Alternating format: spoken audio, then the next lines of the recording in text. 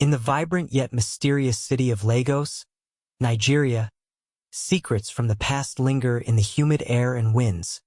connecting eras through forgotten relics. Amid the bustling district of Surulere stands an obsolete green colonial-era mailbox,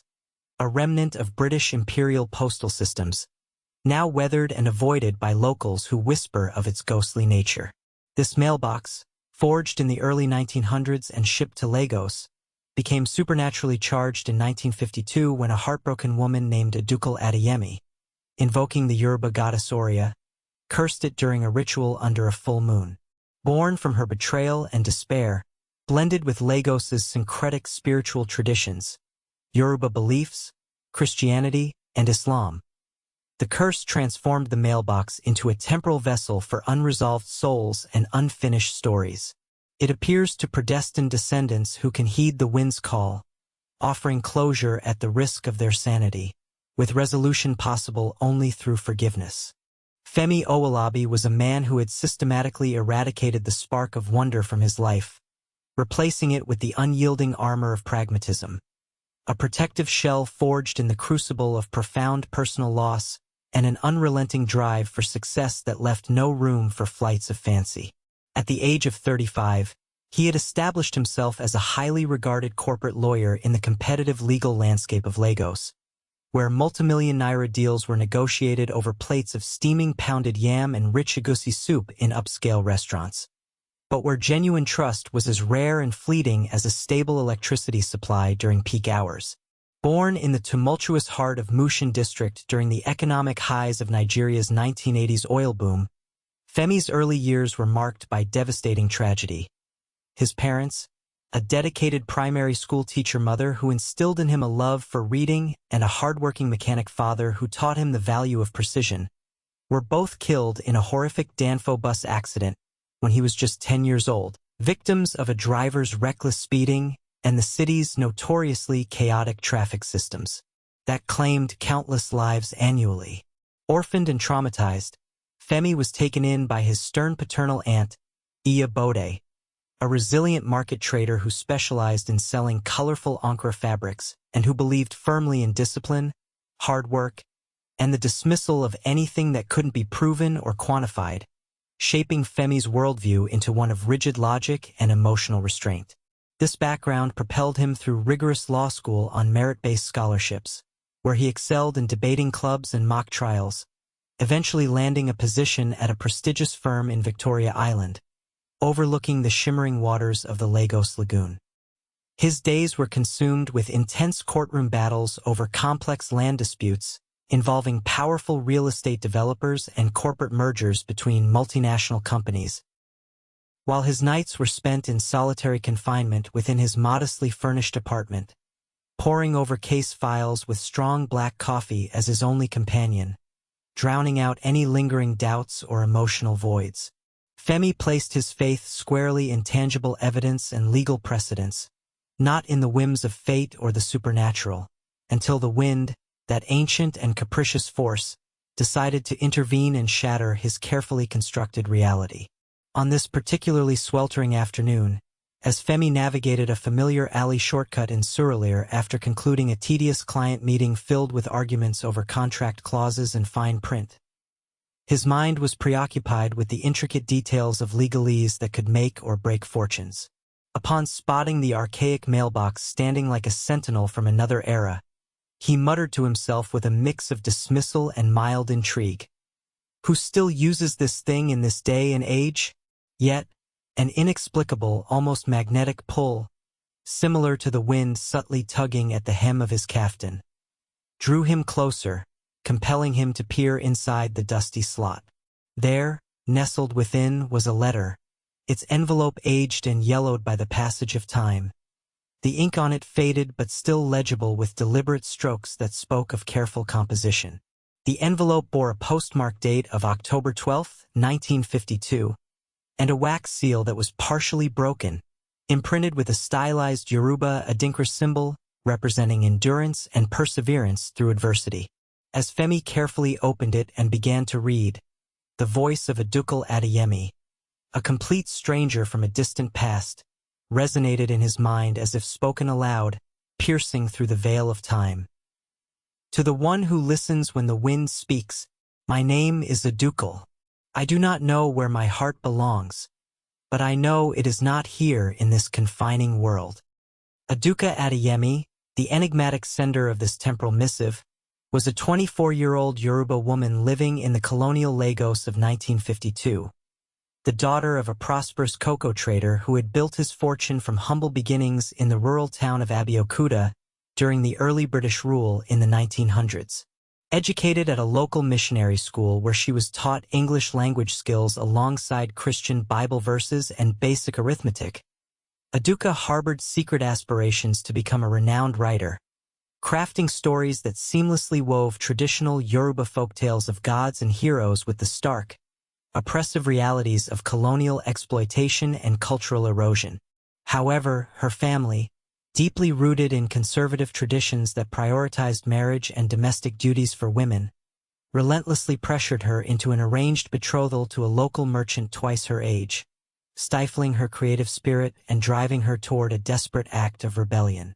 Her mysterious disappearance in 1952 became a baffling case that perplexed colonial authorities and local communities alike, with rumors circulating of supernatural involvement, such as spirits or curses, though it was officially listed as a runaway or abduction. What Femi could not yet know was that Aduka was his great-aunt on his father's side,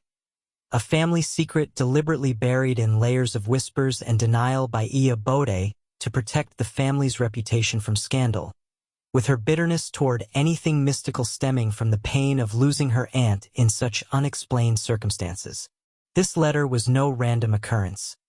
The cursed mailbox, detecting Femi's shared bloodline and latent sensitivity to the supernatural,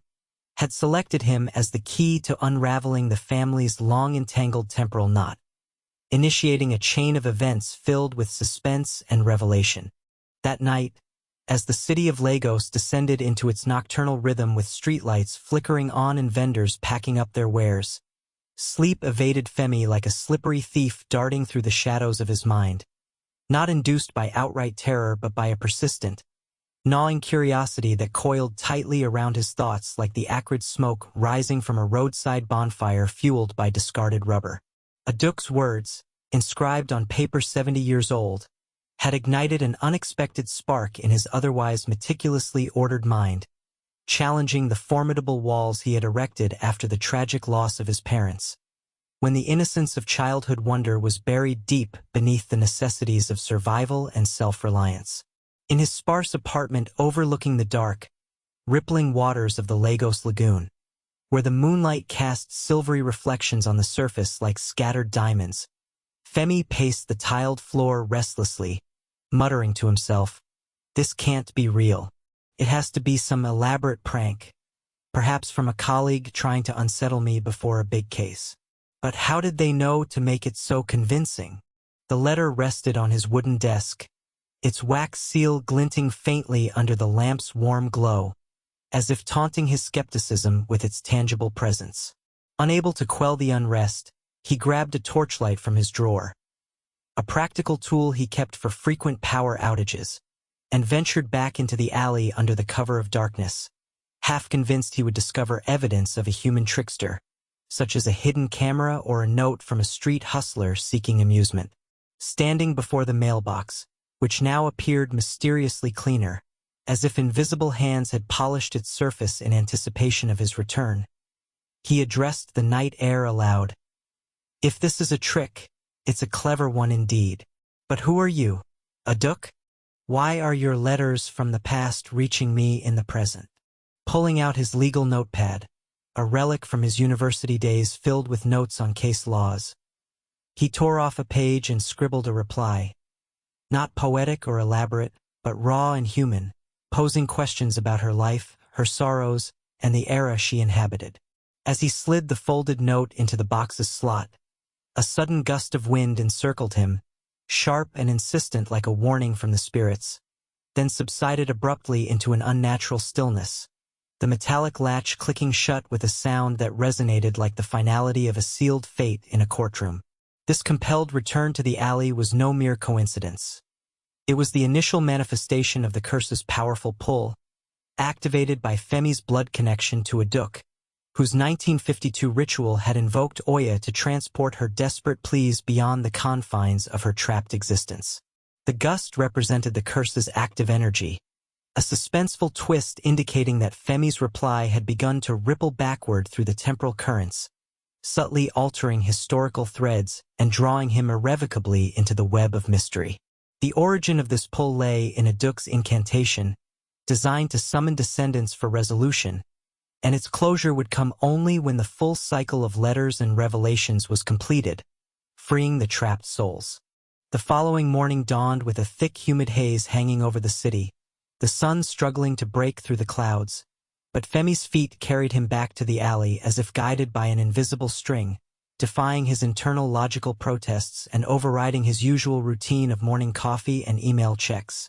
a compulsion that stemmed directly from the curse's deepening hold on his psyche, transforming his innate skepticism into an all-consuming obsession that he could no longer ignore. The mailbox stood there,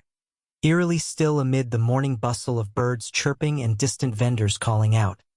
a faint shimmer near its slot resembling the lure of a siren's song from ancient myths. Inside, a folded envelope peeked out, its edges delicately curled with the moisture of dawn dew,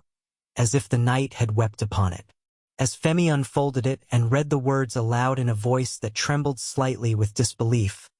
Aduka's message sent a chill coursing down his spine. They whisper at night in the shadows of my room. My aunt says I sleepwalk under the moon's influence. But I am awake, fully aware, when the wind speaks its secrets to me. Femi,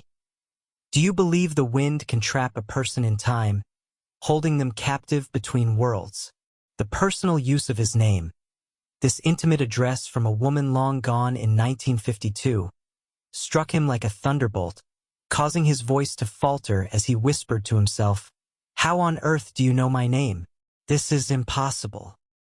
He paused, his mind reeling with troubled thoughts, stepping back abruptly to scan the alley's empty lengths, his heart pounding with the suspense of half expecting to see a shadowy figure watching from behind a wall or tree, the air thick with unseen presence. This second letter served as the curse's direct response to Femi's initial reply, which had traversed the wind's temporal pathways to reach Aduka in her era, forging an unbreakable bond across decades. Her words were laced with increasing desperation, referencing the whispers as early signs of the curse she had invoked taking hold, fragmenting her soul in time until a descendant could provide the necessary closure. The twist here lay in the name's revelation, hinting at the curse's omniscience and deepening the mystery surrounding Aduka's fate and Femi's intertwined destiny,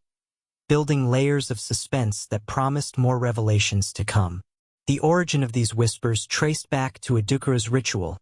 where she had unwittingly bound her consciousness to the wind, and their closure would occur when Femi fully embraced his role in the story. That evening, as Femi finally succumbed to exhaustion and drifted into an uneasy slumber in his apartment, the boundaries of reality blurred, enveloping him in a dream that was not the light, floating reveries of his distant childhood, but a vivid, immersive plunge into a Lagos from 1952, where the air was noticeably clearer, unpolluted by the exhaust of modern vehicles, the streets less crowded with fewer boxy cars of British make rumbling along dirt roads, and the clothing of the people,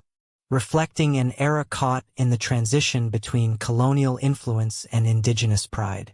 In this dreamscape, he glimpsed Aduka Adeyemi in her prime, a 24-year-old Yoruba woman with deep mahogany skin that glowed warmly under the tropical sun, a curvaceous full-bodied figure shaped by a diet rich in staple foods like fufu, pounded yam, and hearty stews, her hair meticulously styled in elegant cornrows braided into a high bun adorned with colorful coral beads that clicked softly with her movements, dressed in a patterned Ankara wrapper of vibrant reds and golds tied securely around her waist and a matching blouse with puffed sleeves that accentuated her graceful posture. She walked through a vibrant street market teeming with life, where tailors hunched over treadle sewing machines stitching fabrics, butchers wielded sharp knives to hack at fresh goat meat,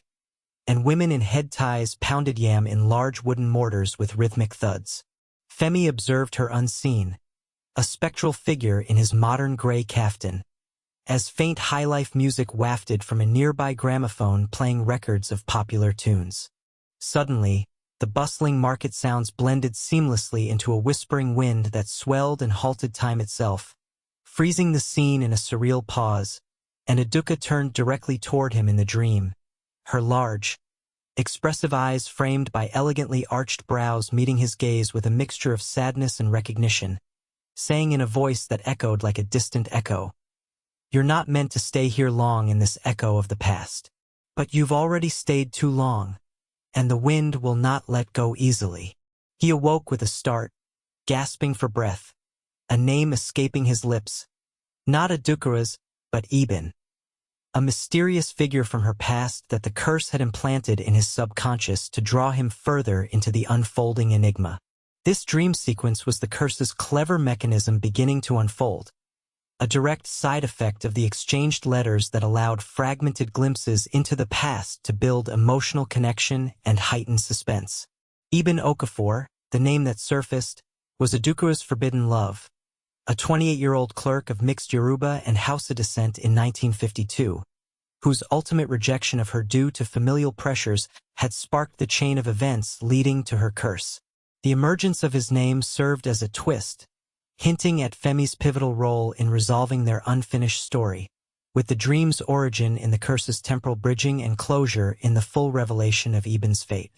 As the dream's vivid images faded into the darkness of his bedroom, Femi sat bolt upright in his bed, beads of sweat forming on his forehead like morning dew, his heart racing from the intensity of Adukara's gaze that felt all too real. But the night's suspense was far from over, as a soft, insidious whisper rustled through his open window, carrying disjointed fragments of Adukara's voice that seemed to come from the wind itself. "Beware the lover's shadow that lingers in the corners. He watches from the edges of time, guarding his regrets." This was no lingering echo from the dream. It was the curse's first explicit warning, emanating from the lingering spirit of Ibn Okafor, the man who had been Adukara's secret love, a 28-year-old colonial clerk in 1952 with warm caramel skin, short curly black hair,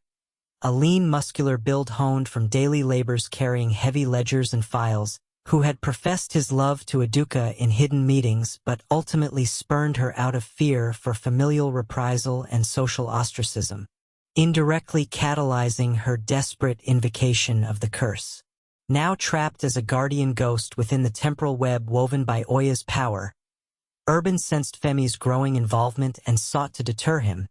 fearing that the unraveling of the curse would force him to confront his own deep-seated regrets and cowardice. Femi, shaking his head to clear the illusion, dismissed it as the product of an overactive imagination fueled by the night's events, muttering,